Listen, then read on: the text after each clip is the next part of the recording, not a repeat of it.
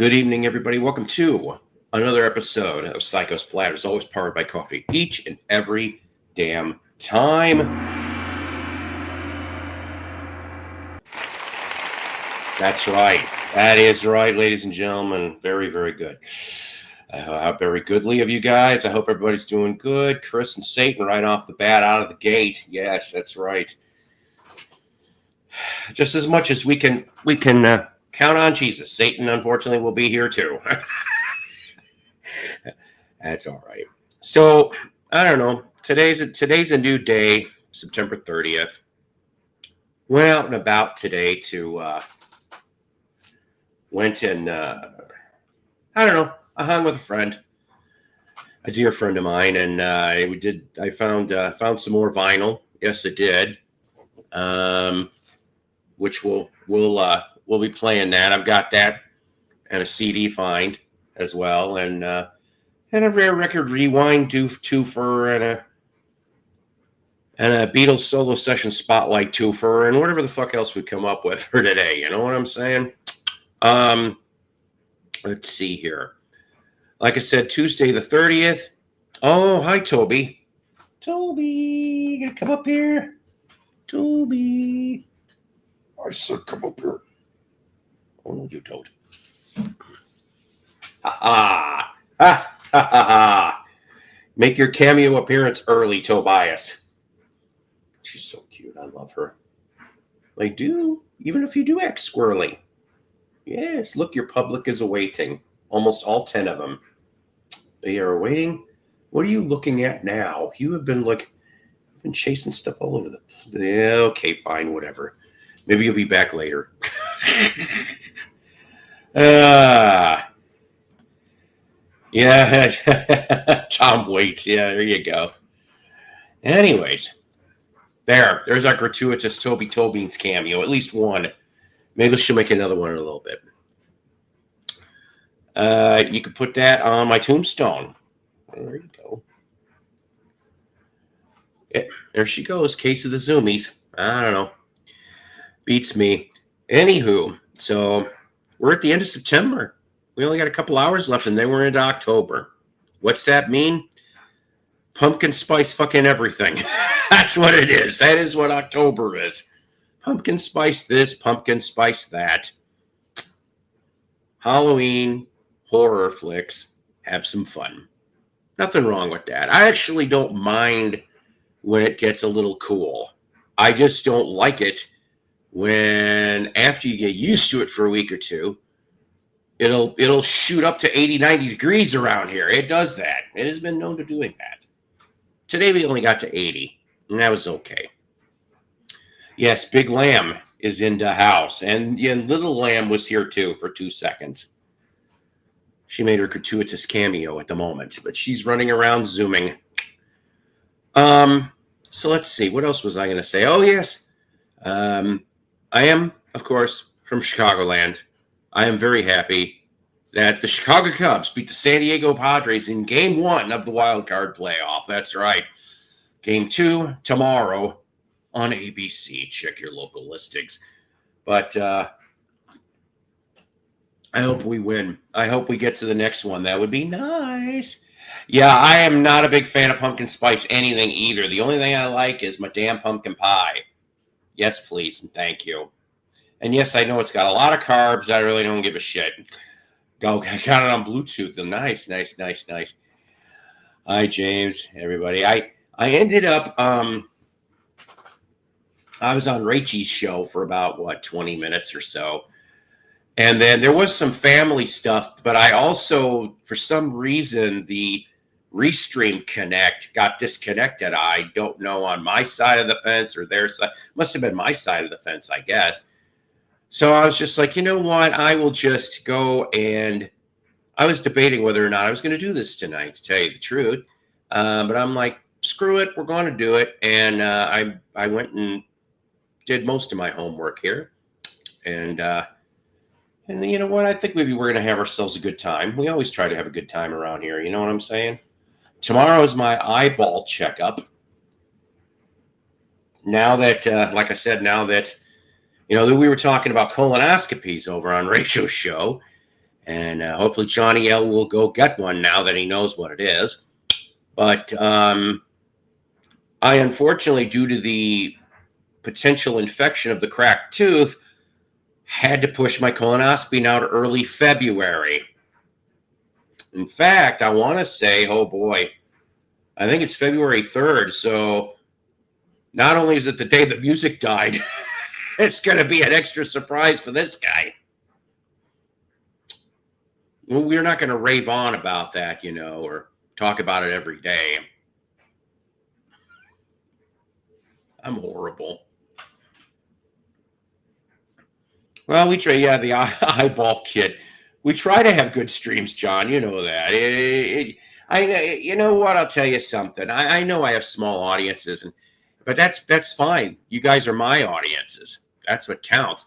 Of course, I really think it's funny that the little trolls over on Rachel's are trying to start shit again, but I'm like, I don't give a fuck about them. I really don't. In fact, I love messing with them. That's even more fun.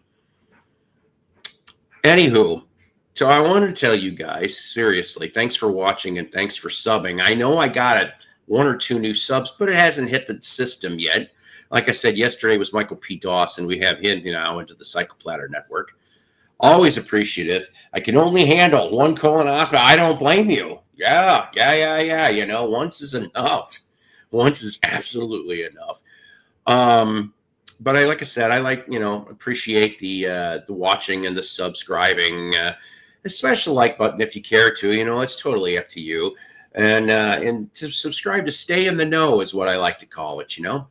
And if inclined, always please donate, because all the donos stay into the damn show. I don't buy expensive amplifiers or equipment or shit. It's called cheap coffee, cheap records, or to help offset that StreamYard fee. That's right. That's what the hell that's all about. Now, let's see. I do have a music announcement that dropped into, and for some of you guys, maybe you already know this already, but I found out about this today. It's on pre-order right now, but it's not coming out till mid-November. If you're a Badfinger fan like I am, they are going to, I guess, legally release Badfinger live at Cambridge, March 31st, 1974. So you're talking, this is the tour for the Badfinger album that came out, the first one from Warner Brothers. So it's that tour, but that will be released mid-November. You can get it on CD or vinyl. Knowing me and my budget conscious, I'll probably just get the CD. I'll be happy with that. I can handle the colonoscopy, but that junk you have to drink, oh God, I hate that shit. I really, really do. There was one year that they gave me pills instead. But I have to tell you, there was so much sodium, or at least it tasted like it, in those pills. I almost spewed the last dose, seriously. But still, it was a lot better, in my opinion, than that stupid junk. I don't know why they just don't do the pill thing. To me, I think it's a little bit less torture. Not much, but enough nevertheless. So, we got here a title, I'll Sail My Ship Alone, TA Blues. Yeah, I know, kind of strange, but it actually has to do with some of the vinyl finds I managed to find today. Now, I'd say probably, I don't know, it was about between 50 and 75 45s I looked through. And there was a lot of 50s and some early 60s and a little bit of 70s. Which I did snag a representation of stuff. Unfortunately, see, here's the thing, ladies and gentlemen. Saturday, I bought, what did I say, a half a dozen 45s. I played them on the show last night, right? Then I found these 5, and I bought them. Those are the first 45s that I've snagged in at least between 2 to 3 months. The stuff is out there, ladies and gentlemen. But the problem is, it may not always be in playable shape, and that's the problem right there. So am I picky? Sort of. if they got deep gouges, I ain't buying it. I don't care what kind of cleaner you got. Chances are that thing is not going to be as playable as anybody would imagine. So yeah, I cherry pick. Okay, I'm guilty of that. Fortunately, I haven't found any good albums lately, though. Or if I have, they've been trashed to holy hell too, which is sad. Very, very sad. I don't know. Hey, Paul, thanks for vouching for anything. Well, yeah, of course. On Rachel's stream today, I was spreading about. I know. Thursday, I'm looking forward to this. I will have that day off. Hopefully, they will announce the pre-order order, and hopefully, I should have enough money to pull the trigger on that, and I'll get that because at least they've got the four disc description. Sounds interesting to me, and I will probably pull the trigger on that thing. Definitely. All right. So let's get into this, shall we? So the first 45 that I happen to have, you know what? It has been a while since I found a Sun. Sun is one of my favorite labels. I had somebody ask me once if I had, the money, what label would I buy everything I could find? It's this one. Seriously. This one and Apple. I know I'm kind of weird. Maybe also the early chess stuff, that kind of stuff, but Sun, definitely.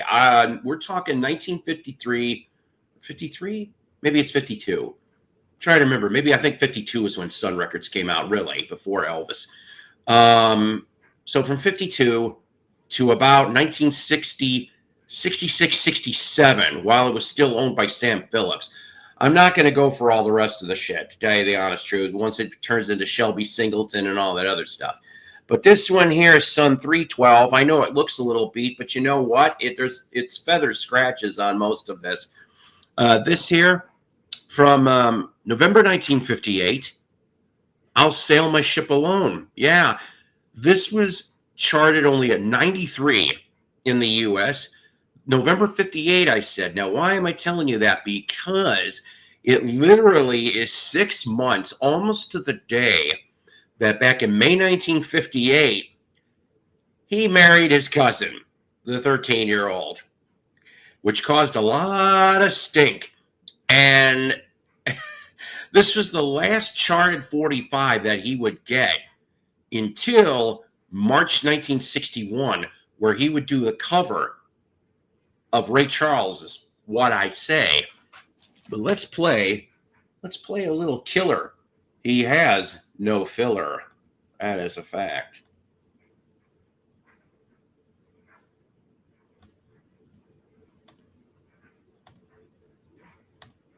Remember 1958, The Killer with no filler. Jerry Lee Lewis. Always my BC credo, sail the ship alone, no team, games, fly solo, simplifies everything.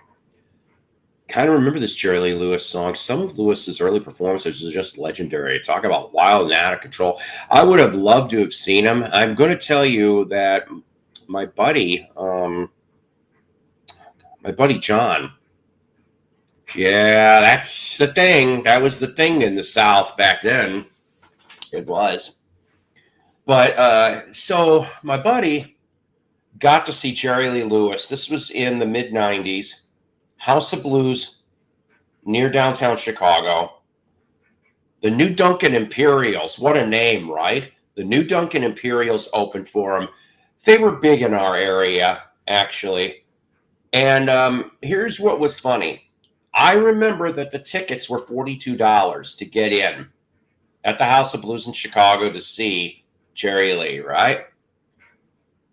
He plays exactly 42 minutes, kicks the piano stool out from under him, and walks off stage. The end. One of the quickest concerts that ever was, and there was a lot of pissed off people that day. I'm going to tell you right now. just saying. Yes, that's right. Harry Lee Tobias. Whole lot of problem going on. Yeah, she's around here somewhere. I'll tell you that. So just it's nice to have another Sun records in the collection. I don't know how many Jerry Lee Suns I've got now. I want to say that's at least a half a dozen. I'd say half a dozen. I would say probably truthfully, I think that what Jerry Lee and Johnny Cash probably made the most Sun 45s. I would say so anyway, out of everybody that was on Sun. Who was it? I was in South Central Missouri. This is earlier in the year. And I actually came across, it was like a Sun from 63, 64. Somebody I never heard of before. Almost pulled the trigger on getting that damn thing, except to the edge warp. Now, I'm a little, once again, I'm picky, really picky. I don't think that edge warp, it would have been a big pain in the ass for me to try to get it down there. I don't know if it would have worked. I'm just saying. So, I'll sail my ship alone, TA Blues, which goes into the next 45, which was actually a very interesting surprise and an interesting history. Everybody knows about Jerry Lee pretty much. He's been unfortunately passed away since 2022 down in Louisiana.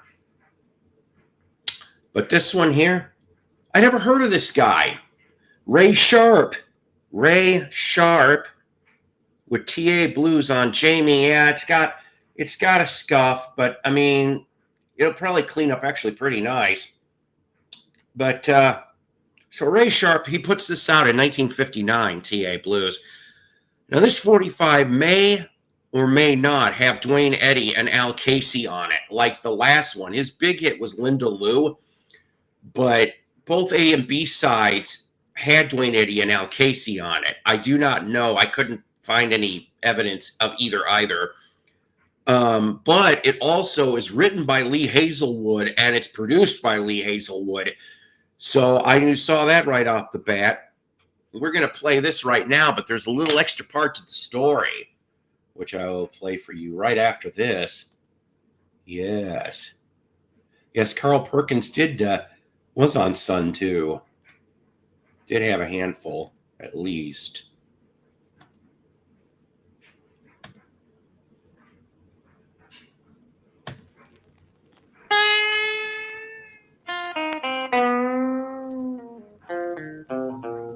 Yeah, he delivered. I mean, my buddy was happy. But 42 minutes, I was like, what the hell? Whoop it. Get up on Monday. I got the troubles bad. Go to school on Monday. Feeling kind of sad. My teacher told me, learn your P's and Q's. I gotta stay home and study. I got the teenage blues. Get up on Tuesday. Get my rhythm a tick. One more equation. That's gonna make me sick. I wanna be out strolling. Rock and rollin' too. I gotta stay home and study.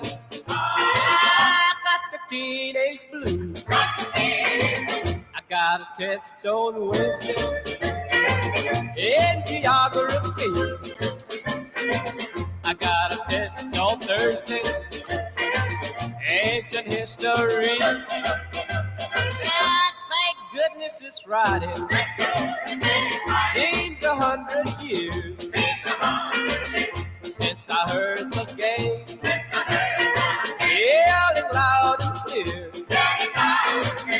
2 days of freedom, doing what I choose. Remember those days, guys? Out the window, Out in school? no more teenage blues.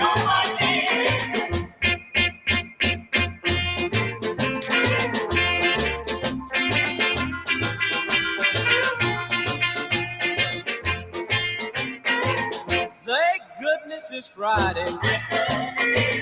Seems 100 years School always felt like 100 years. Yelling loud and clear. 2 days of freedom. Doing what I choose. I throw my books out the window. No more tea. Yeah, I know. That does get a little annoying. Hey, Dwayne.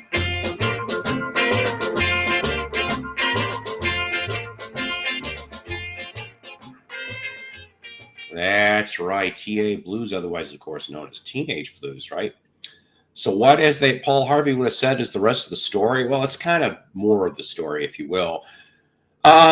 He kept making 45s into the early and mid 1960s, and in 1966, he landed on Atco, and he cut. This is going to be good. Yeah, I like old blues music too. Yeah, that's half the reason why I picked it up, because I mean, I know that not everything that was on Jamie was winners, but some of them are quite interesting. So in 66, though, he started doing some sessions with King Curtis, of all people, and some guy, some guitar player by the name of Jimmy Johnson. Ha ha ha! AKA Jimi Hendrix, that's right. So you got, oh boy.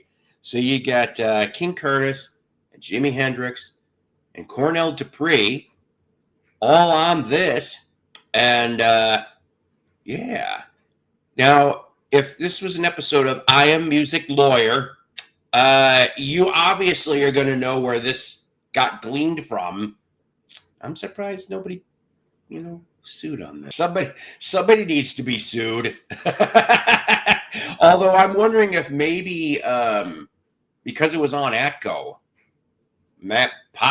I don't know, maybe that deflected it. I have no clue, because I know that, what was it? They did a Shadows of Night actually after Dunwich. I think Atco put out Gloria too. That's a good cue about influential parents, right? Yeah. My folks only had one LP for a couple of years, but it was John Barry Hits, which still has 6 decades later.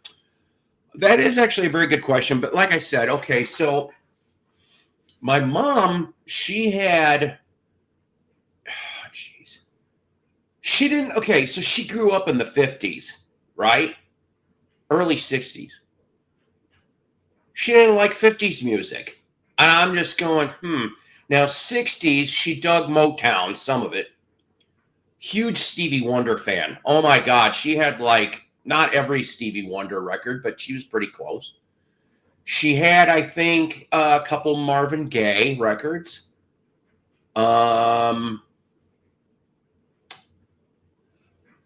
She had some James Taylor and Paul Simon, and a little bit of Rolling Stones, but not much. So that was my mom.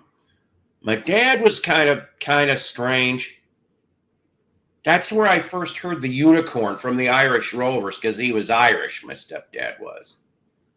So he would play Irish music sometimes, but he also liked Ricky Lee Jones. For some reason, he liked Ricky Lee Jones. Janis Joplin. He liked Janis. So, I mean, but they never really played the stuff in the house that much. So, the record stuff would come from me. I would just go shopping. I would try to go weekly. And I would pick up things I heard and things I had never heard before. Listen to the radio a lot, based on the Van Morrison comes in Which of the Shadows of the Night. Yes, yeah, well, yeah, it would just add a K to it. Yeah, exactly. I don't think I've ever heard Patti Smith's version. Yeah, yeah, that's true. All right. So I thought I'd give you a little extra Ray Sharp, huh? Wasn't that sharp of me? Never mind. Could have been flat. I guess that one went flat, didn't it? All right, next. I never heard this song, and I hate to tell you this. I know you guys aren't going to like me when I play this because it's not going to be what you think it is. So, Righteous Brothers. I love Righteous Brothers. Do you love Righteous Brothers? I love all that old stuff. I really, really do. One of the biggest regrets, seriously, was I won tickets to see the Righteous Brothers, even when Bobby Hatfield was alive. And it was in the 90s. It was the late 90s, and Bobby's been dead since 03, unfortunately. I do not remember why I didn't get to go to that Righteous Brothers gig. It kicks me in the ass, seriously. I would love to have heard those two. So as a consolation, I get to hear Bill Medley and meet Bill Medley. I have a picture of him and me from back in the late O's, I want to say, maybe around 2010. And so let's see here. My dad's 95. My late mom would have been 86. I remember my dad playing ABBA, Boney M, KC, the Sunshine Band, Bette Midler, and the Commodores in his red Pontiac Parisienne. Well, that's pretty damn cool. I remember my stepdad's shitty Chevy Vega. Yeah, my dad was Irish, and he'd get that Irish temper, and he used to walk around with a shillelagh sometimes. I'm not kidding. I have it. I have his shillelagh, or one of them anyway. Yeah, I would have loved to seen The Shadows of Night. That is another one. I kind of kicked myself in the ass for that also. I almost made it to the reunion a few years back in a little bar.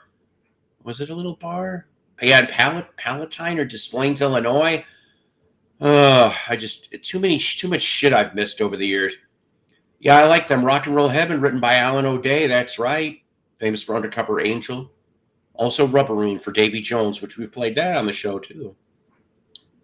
Yes, I love the Righteous Brothers too. Now, what I'm going to show you, though, I didn't know about. My dad also said Hank Williams Sr., Claude King, and other. You sound like you were in a very musically all over the place household. That's beautiful. So I found this, and it's in at least near minty shape, honestly. It is the last 45 that the Righteous Brothers did in the 70s. On Haven, 1976, Hold On to What You Got. Now, this is a non-album single, okay? They pretty much, though, after this release, all right, the duo took a 5-year break due to the sudden death of Bill Medley's wife, and he wanted to take care of his son. So the thing is, the reason why you're not going to like what I'm going to probably play you, remember I said 76. I tried to look for the regular version. I cannot find it on YouTube. What you get, and I didn't know that Capitol did this, put out a disco version. Oh, yes, Righteous Brothers do disco? Well, I hate to admit it. Yes, they did. For this final 45 of theirs, probably for quite some time, because I don't know if they ever made anything new after this. Grit your teeth and bear it, kids.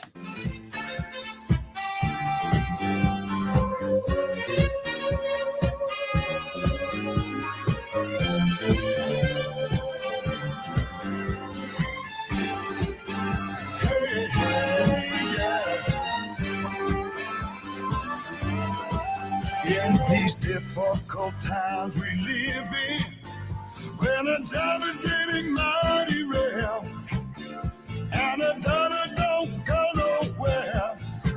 Hey, what you gonna do just to keep your own wheels moving when it's taking everything you earn? If there's a lesson that you got to learn, oh, make it all through. You better hold on tight to what you got. Before what you got is gone, you got to stand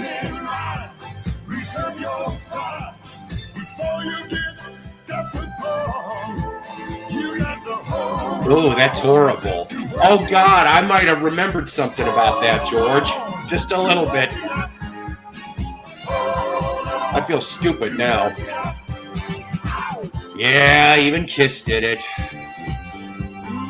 So did the Stones. Grateful Dead for a track. What are you going to do? Guess it was the flavor of the couple years. What would you say, about 74 to maybe late 79, early 80? I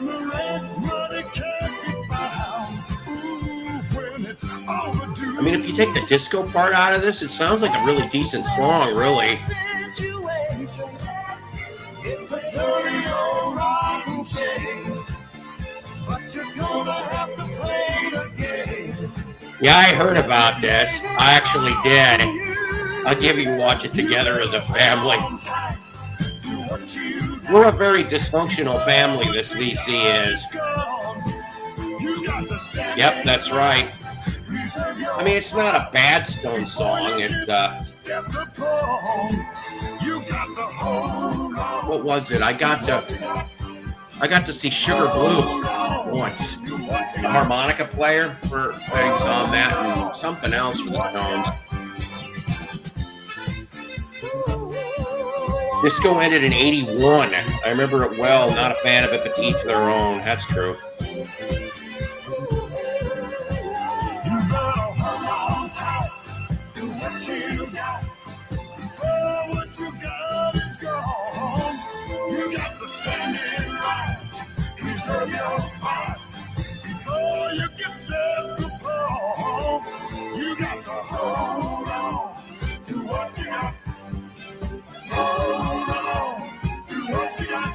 I don't know. Yeah, we didn't wait for any karaoke. We just friggin' sang it, and I sang very horribly. All right, maybe not horribly. It could have been worse.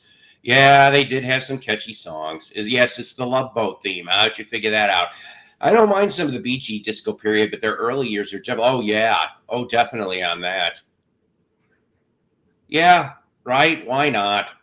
I mean, some of it was good, some of it was dreadful, and that Righteous Brothers could have been a lot dreadful, right? Right. It's just, I would have loved to have heard, I guess I'll obviously just have to spin it on the turntable to find out how it really sounds.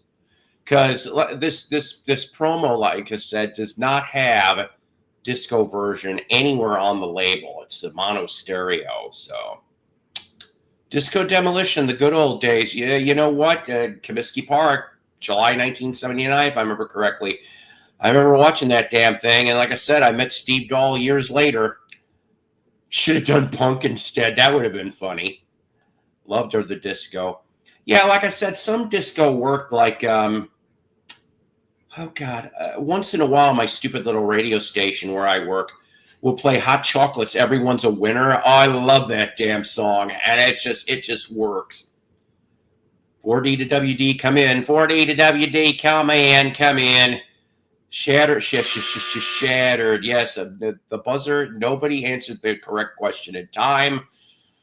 The dryer's done. The Stone kind of did punk, but respectful. And when the whip comes down, you know, Some Girls is a hell of a good album. Okay, at least in my opinion. Some Girls was a damn good album. Emotional Rescue, not so much. I'm sorry. They'll play Emotional Rescue on one of my radio stations here, and I just crack up when he's like, I'm your knight in shining armor. Who the fuck are we trying to be? A shitty version of Arnold Schwarzenegger? Is this your Schwarzenegger impression? Although there's other, She's So Cold is off that album, right? I love that one. It's just, oh, that's great. That's fantastic. Yes, you know, all that kind of stuff. I don't know. What can I say?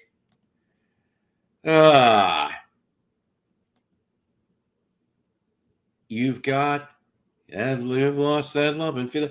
I actually, when I met Bill Medley, like I said, very nice man. I got three or four Righteous Brothers albums signed on that. That is for sure. The Bee Gees Had some great material after the Saturday Night Fever album. Yes. Next, number one, Spirits Having Flown. And I'm going to tell you the truth. I do come across that from time to time. But after that, not so much. It's like, I think for a while, they just forgot about the Bee Gees or tried to. But yeah, Spirits Having Flown, that was like the last thing I remember seeing from Bee Gees on vinyl for quite a while, or any Bee Gees related release. Because, well, I'm going to say the next thing I remember watching, I saw a music video for the song One, and I'm like, they're back? That's what I said. I'm like, they're back? For some reason, disco didn't appeal to me. Even polka music didn't, but polka music isn't totally bad to me now. The Slavic background, including Polish and Ukrainian, I get it. I got Polish ancestry and German ancestry on my mom's side, and my dad's side's a Heinz 57. I got all kinds. I do. I have English. I know that. Russian, Australian. And as far as for like other heritages, Jewish and Native American. Yeah, I am a melting pot all over the fucking place. Dance Part 1 is disco. Dance, dance, dance, dance. Yeah, Some Girls, my favorite Stones album, and I have a soft spot. See, maybe I should just reevaluate it again, but I know there was a couple clunkers on that fucking album, drove me nuts. I remember seeing that thing in the clearance bins, too. Like, right around the time when Tattoo You came out, I did see Emotional Rescue in the clearance bins, along with, do you remember the Sgt. Pepper picture discs that came out in Canada in 78? I remember seeing them in Weebolts. I know you unless you lived in Chicagoland, you're not going to know what the hell a Weebolts is. But Weebolts was a department store, and I remember seeing Emotional Rescue and the Sgt. Pepper picture discs. Dirt cheap. I was like, boy. Gloria from... Yeah, I don't know. I guess maybe that could be it, maybe. Definitely the pre-disco Bee Gees on Atco, that's for sure. You know, I have not heard any of their, I guess they did late 50s, early 60s recordings. I haven't heard any of that stuff. I couldn't handle violin section in disco. It wrecked the whole scene for me in the 70s, yet love string sections in film scores. So are you saying that... Walter Murphy's Fifth of Beethoven, because I can understand where you're going on that with the da-da-da-da, with the whole violin parts. 89, holy shit, was it that long? So yeah, basically the Bee Gees, I didn't see anything for 10 years, I don't think, from those guys, really. And like anything Bee Gees related, when did that Guilty album come out with No Talent hack Barbara Streisand? And what's his name? Was that 79 or 80? I think that was the last thing I saw. The 5-piece band, that's right. I've had in my collection at one point, Horizontal and Odessa. Yeah, even the Red Felt one, but those disappeared in a move. Czech, Slavic, Polish, Ukrainian, maybe some Russian, and a small bit of German on the Czech side. See, we're all over the place, Dwayne. That's right, Bowie did do disco early with Fame. I guess another one that would probably fit into the disco realm would be Fashion. At least right to my head it did. I asked ChatGPT to write my eulogy. Well, now. I want to appreciate almost the 24 people here. Please smash the like button if you care to. Please also check your subscriptions. Make sure that you're subbed to this idiot here, because we're going to do more shows. You know, and I got to tell you something while we're at it, too. Would you believe that we are only... We're inching our way up to 200,000 views that this channel has got in almost 15 years. We are almost your mark of Psycho Splatters. My God, 15 years. I don't know what that was. That was weird. It like blipped for 2 seconds. Sorry. But 15 years. It's just incredible. And you guys, most of you guys have been here almost since beginning, and maybe some of you guys are here now. And what's important is that you guys have had enjoyment for all of this, right? Guilty, I believe, was in 80. Okay, yeah, that was the last thing I think any Bee Gees related I remember seeing. I like orchestral celebrations with band. Moody Blues, Deep Purple, Procol Harum, you betcha. Yeah, I had that Edmonton Orchestra album at one point or another. Yes, they did. On Shakedown Street, I do love that one though. I'll tell you. Do I have merch? You know what? I'm not going to lie to you. I'm thinking about it. At least coffee mugs. I think coffee mugs would make sense, don't you think? And I actually was joking around, possibly making some Beanie Baby size Toby Tobins. You know, catnip infused. Yeah, robotic Paul. Sorry. Yeah, it was all an illusion. It's all AI, kids. I don't know why it went blip like that. Once in a while, this internet, even though it's a lot more improved than the old internet, still will do some crazy shit once in a while. How about a shower curtain? No, I don't need no shower curtain. I know where you're getting at on that, too. All right. Next Cool 45. This one here, truthfully, not that I look for money records, okay? And it needs to be cleaned up a little bit. But I cannot wait to play this thing. This, I think, was the surprise of the day. For me, anyway. This dude here that I'm going to show you. I love Shakedown Street, too. And Mellotron stuff. I do like Mellotron. Oh, dear God, nobody wants that, Terry. Nobody wants that. Unless it's like me in a straitjacket. I've been wanting to do since the police department's down the street from me, I wonder if they somehow would have a straitjacket I could borrow a picture or two and get taken. Anywho, so this dude here from Berwyn, not Berwyn as in Svengoolie, Berwyn, but Berwyn with an I, Oklahoma. This guy here was in the music business from 55 to 68. Okay. I had to look this dude up because I was like, I got this specifically for the label and basically for the title. Mr. Jimmy Patton. Yeah, I'm moving. You might be moving to this too, actually. Hopefully so, anyway.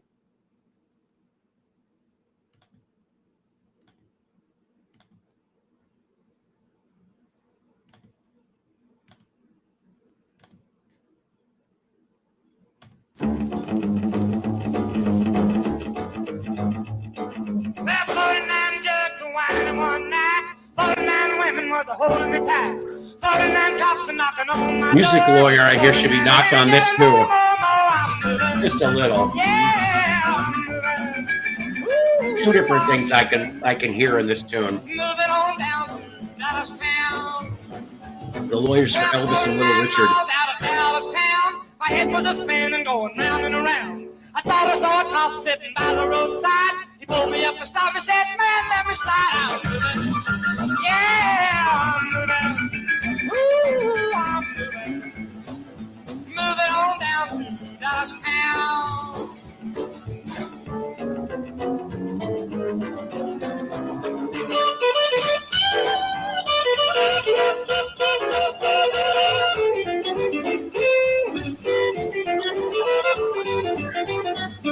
Well, 49 jugs of wine in one night. 49 women was a whole 49 jugs in one night. Good Lord. That's a lot of titties.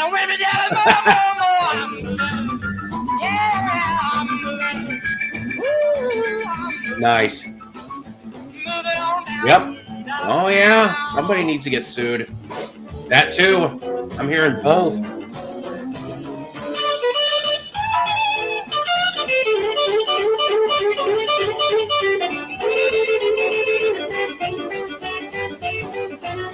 Well, 49 miles out of Dallas town, my head was a spinning, going round and around. I thought I saw a cop sitting by the roadside. He pulled me up and stopped and said, "Man, let me slide out."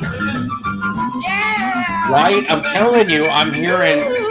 At first, I heard Jim Rock, and then it goes into Little Richard. Whatever.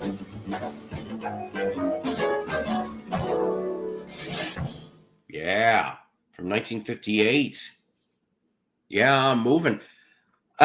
Just going on Discogs, because really that doesn't mean very much. It's around a $25, $30 45, almost in the condition that's in. Kind of nice. when I find stuff like that, it's like icing on the cake. You know what I'm saying? I this is the reason why I go for off-brand stuff. If I don't know what the hell it sounds like, that's even better. Now, once in a while, if I can do it reasonably, I will I'll play whatever I'm finding in front of my face on YouTube, just to at least get about a 10-second sound bite if I think I'm going to like it or not. And if it sounds cool, I'll put it in the pile. If it doesn't, I'm like, save me some money. That's how it works. Yeah, definitely. I see. Yeah, it's like Ready Teddy, Rip It Up, that kind of stuff, you know? Yep. Yes, I have once. Should have been more than that, but once. 2016 Violent Femmes concert with my late wife. Was hearing some Tick Bush in that Jimmy Patton. Some. On Discogs, there's a CD of Procol Harum live in concert with the Eminences. The bonus tracks. Oh, that's cool. I didn't know that. Oh, man. I need to get a better chair. The other chair that we have that you're used to, somehow it was an old chair to begin with before we got it. One of the caster wheels broke. That's why I'm stuck in this thing. Oh, well. So I'm going to get some coffee in a minute here, but we're going to play the last 45 that I found. We're going to mid-60s here for this, mid-60s. On Dino Voice, okay? On Dino Voice, the Chicago Loop, that's the name of it. Now, I know you can't see it very well, but it's called When She Needs or She Wants Good Lovin', My Baby Comes to Me. Now, there was a minor controversy about Lieber Stoller not getting credit originally on this thing. I don't know if I have an original or this is the second pressing of the 45. I have no damn clue. Yeah, plagiarism was common in music. That is damn sure on that, Dwayne. But on this 45 here, like I said, it made it to number 37 on the U.S. charts in mid-1966, if I remember correctly on this. Who's on this record, though? Mike Bloomfield. Remember Mike Bloomfield? Paul Butterfield Blues Band, and, of course, would end up on Super Session, you know, with Stephen Stills and just a bunch of fun stuff and have his own solo career, right? Mike Bloomfield's on there and Barry Goldberg. They're both on this thing. Mike playing guitar, Barry playing the keyboards, of course, along with 3 members of Mitch Ryder's solo band. So this has nothing to do with Detroit Wheels, but Mitch Ryder's solo band. So I present to you, yeah, who had that one hit? That's right. 10-second soundbite. I think that's what riffs were for. Hooked us in. George Harrison could do 5. You're right on that bit. Hollywood Party for those that don't know Dick Bush, but not 5-minute solos. So I present to you the Chicago Loop.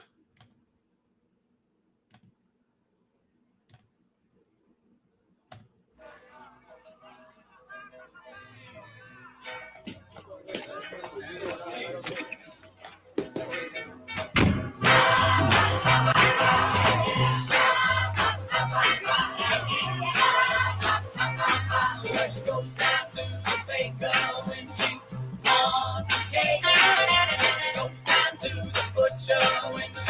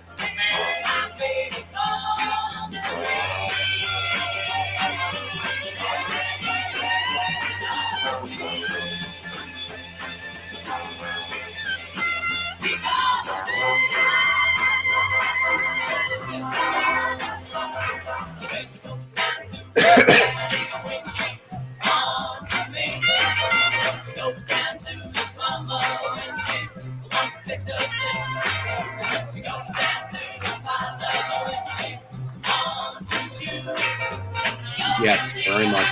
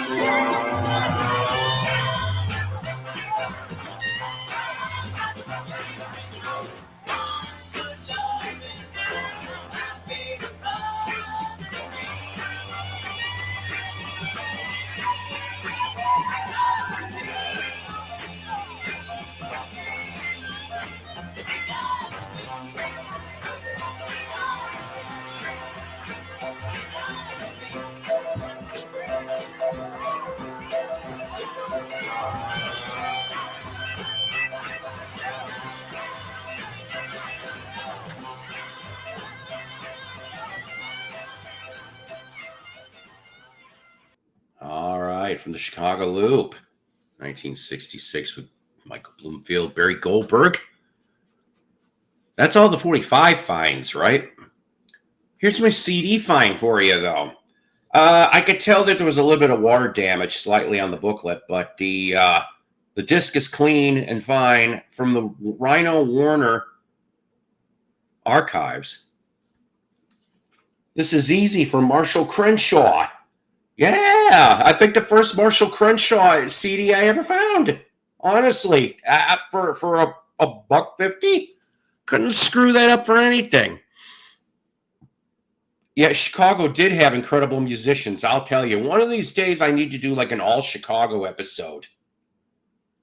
Maybe down the line when we get towards the 1000th show, which will be here sooner than you think. But just to basically play something from that CD, how about the first 45 he ever put out in 81? Something's gonna happen. Yes, gonna happen. It's right here in the Psycho Platter YouTube show. That's right. Got all my people, almost 24 of you here. Remember to smash that like button, go off and check your subscriptions and subscribe, please. And if inclined, please donate. All the money can go to cheap records, cheap coffee, or to help to offset that StreamYard fee. Chicago, if you leave me now. Played endlessly at the old mill factory. I worked in 76. Good song, but fuck, depressing times in that old mill. Oh, I get you with the memories attached to tunes. Reminds me of a more commercial Gary Wilson. Zeb, yes, Zeb is in the house. All right.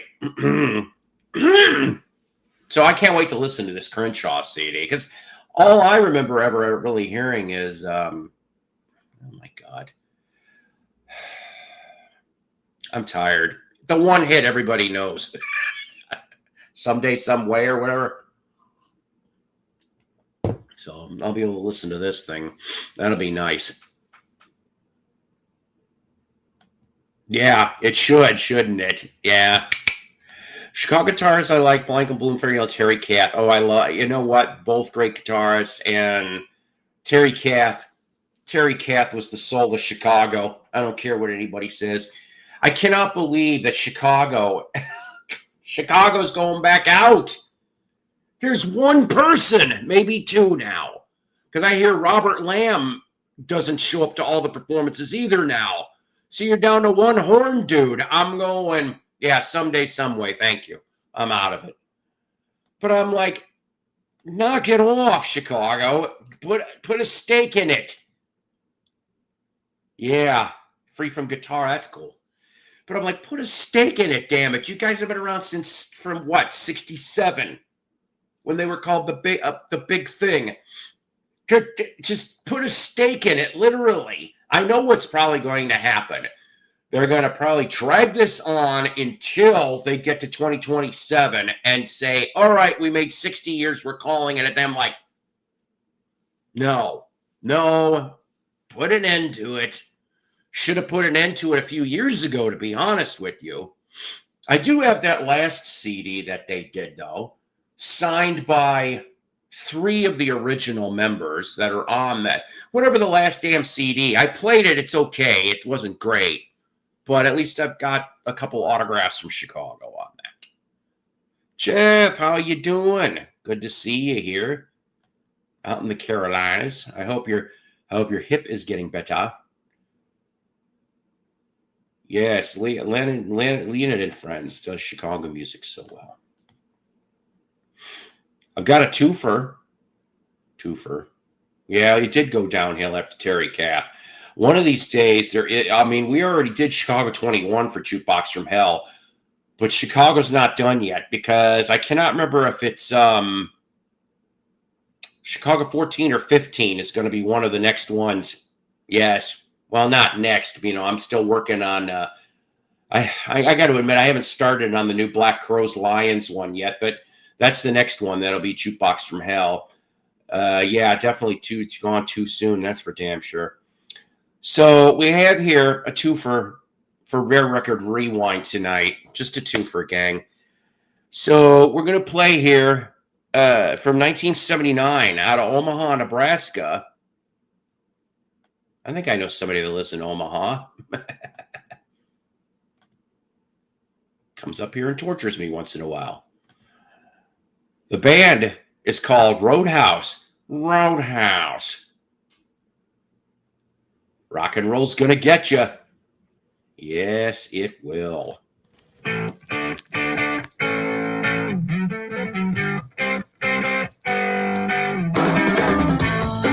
Definitely. Yeah, I can see that actually doing.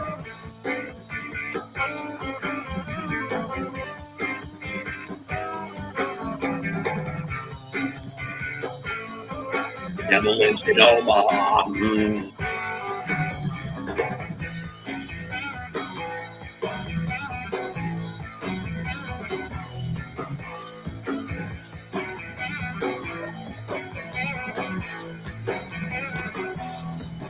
I went down to Alabama. I was looking for a job. Yeah. Then I met a long-haired salesman. He said it put me on time. All right. Well, it wasn't long before he had me playing every night. And rock and roll music make me feel all right. Yeah. Well, I ain't felt nothing like it, even up till now. That rock and roll music clears my head somehow. Whoa.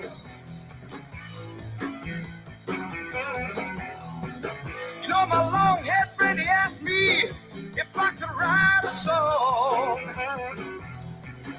Then he turned around and told me he'd like to sing along, yeah.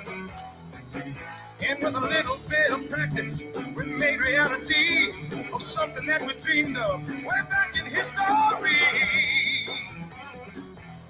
That's what I said. Head on.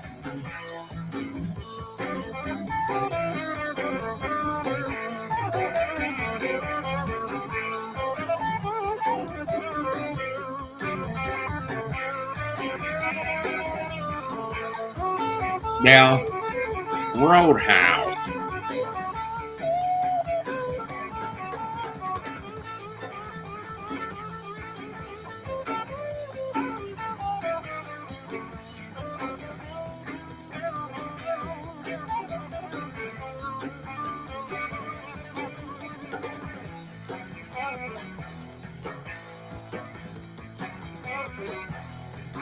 Well, I'm looking down in the distance.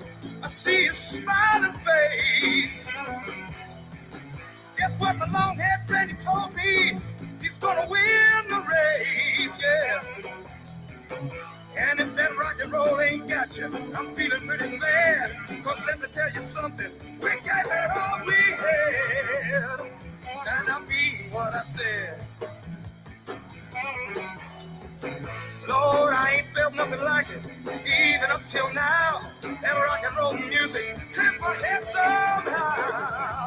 Yeah, and you know what? I get tiny shades of summertime blues, just a little bit,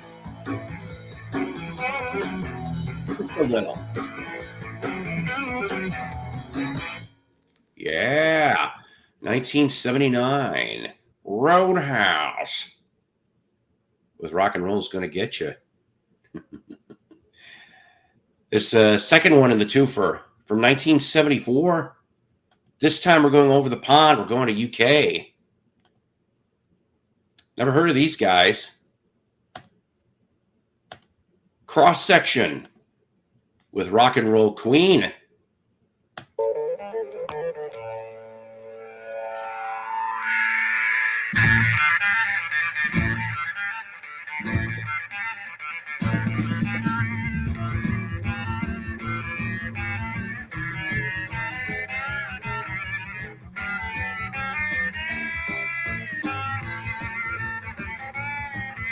Rockin', reelin', moving with feeling, letting her hair down to music. With rock and roll dances, taking her chances, the disco rock and roll queen. She finds all that sound from that groove underground. Whenever you go, she's around there. No need to ask who, 'cause everyone knew the disco rock and roll queen. She's a rock and roll queen from the 58 scene. Disco rock and roll. A dance sensation with her own creation. Disco rock and roll.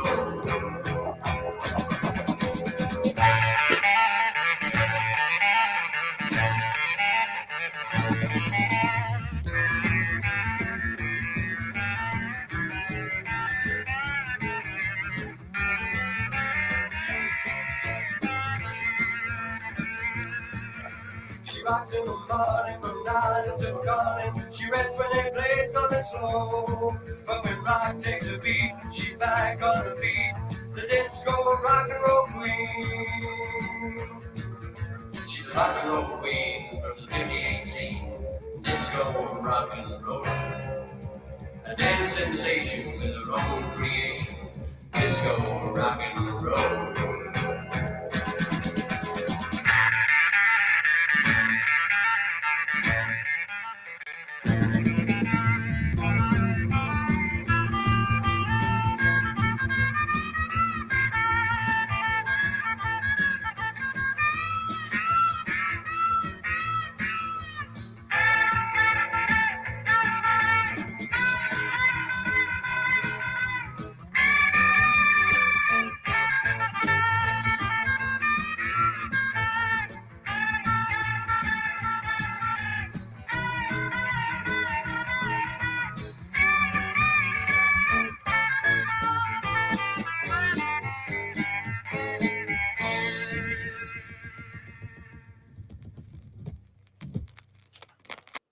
That's right, from 1974 in the UK, Cross Section with Rock and Roll Queen.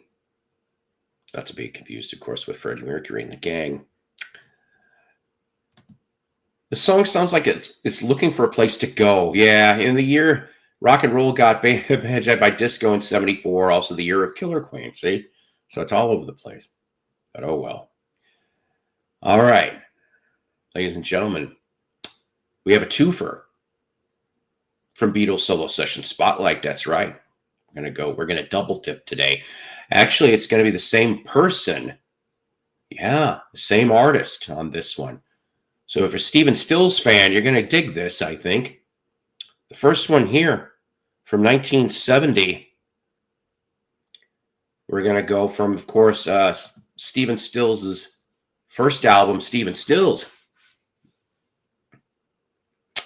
And this one here, I think it's quite interesting. The track is called We Are Not Helpless. Ringo's on drums. But who else is on here? Rita Coolidge, John Sebastian, Cass Elliot, Crosby and Nash, and Booker T. Jones. All of them are on this particular track. In Not Helpless from November 1970. I don't mind that one. To tell you the truth, that first Stephen Stills album, like I said, when I went to record show in March over in Carthage. That's one of the cheap albums I picked up. Like I said, I don't think I paid more than $2 for it, and it was in really nice shape. That's how I found out, like Jay Marshall brought up, that Hendrix is on one track, Clapton's on another. I mean, and Ringo, like I said, is on 2 or 3. So we go from that to fast forward almost 5 years later in the Beatles solo session spotlight with Stephen Stills still. And we go to his album Stills. See, there's a lot of stills here. If this was a drinking game, you guys would be drunk already. Stills. To a song called As I Come of Age. Ringo's on drums on this. Donnie Dacus, who would be a future member of Chicago and early 80s Badfinger. And also Crosby and Nash is on this too. This one's a little shorter of a song.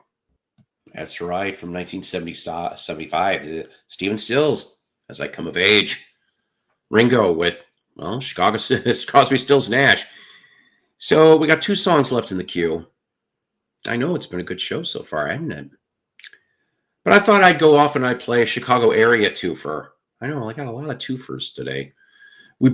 Somebody brought up yesterday in the show, and for the life of me, I cannot remember who brought up Crying Shames, A Scratch in the Sky. Really damn good album. I think mine's in mono. But I have another copy that I found down here at an antique mall before the tornado, in fact, too. $5. And on the back of that album was almost completely signed by the band. From right around that lineup. It was the tour lineup because there was a slight transition. But I was like, holy crap, to find that almost band signed for $5 back then. It was like, wow. You know, I collect all this kind of stuff. I really, really do. I remember, like, for example, I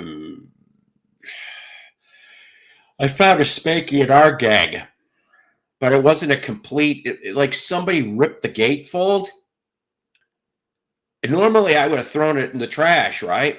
But I found that 2 of the band members signed it to somebody personally in red ink, for that matter. And I am like, oh. So yeah, I've got very strange autographs from Chicago area bands. Manassas I haven't had that album in forever. I don't know whatever happened to mine.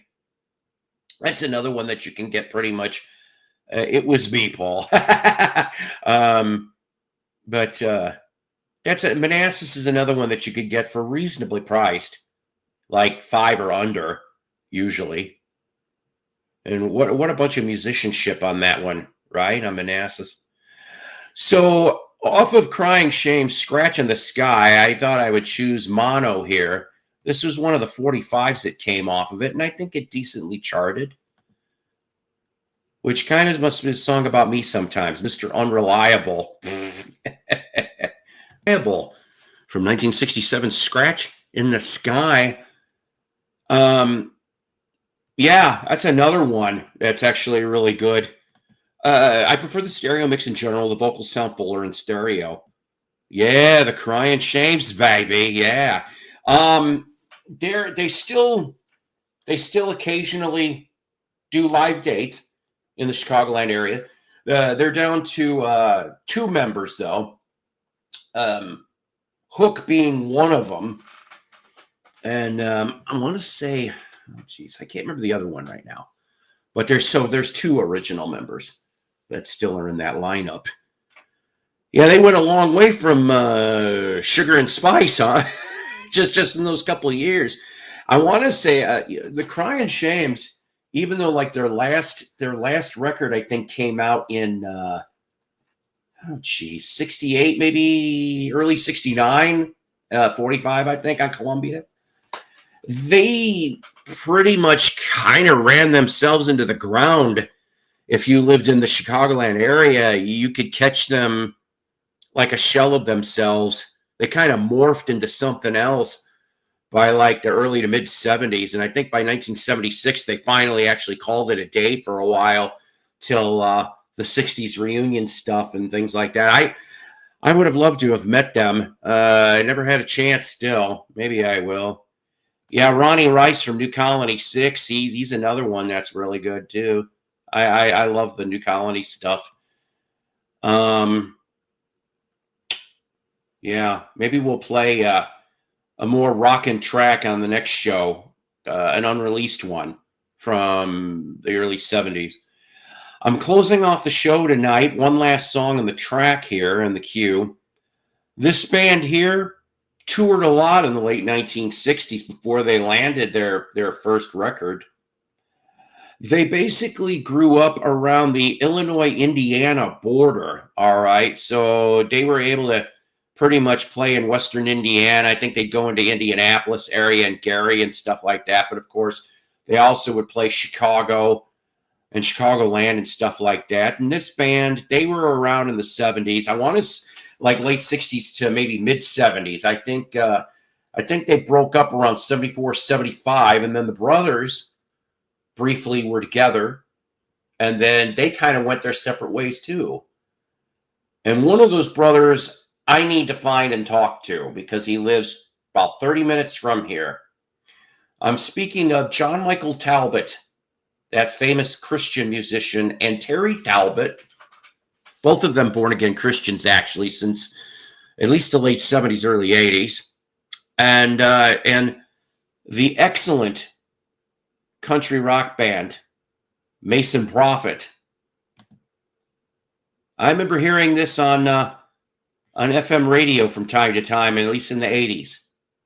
I present to you Two Hangmen. I think you guys might dig this. At least I hope so. That's right, from Mason Prophet, Two Hangmen.